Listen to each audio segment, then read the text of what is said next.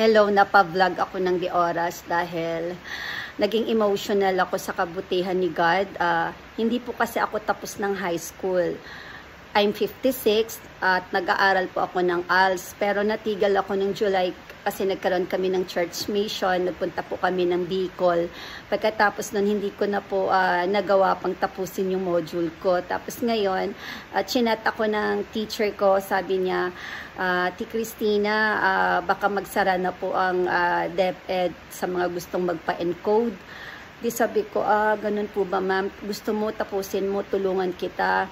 Tapos sabi ko, hindi ko na po kasi kaya, nahihirapan po ako, saka yung oras din po, saka sabi ko, sa susunod, digital na. Sabi ko, nahihirapan na rin po akong tapusin yung modules, lalo na sa math. Sabi ko, sakit-sakit sa utak.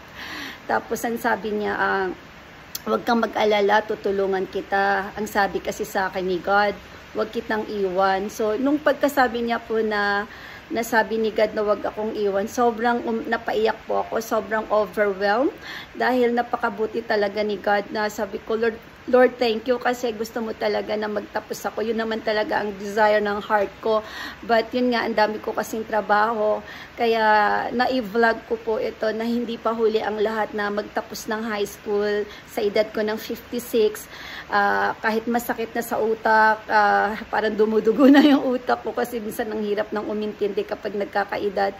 Pero walang imposible kay God. Kaya yun lang po, na-share ko lang sa inyo na napakabuti po talaga ni God. Yun lang, thank you and God bless.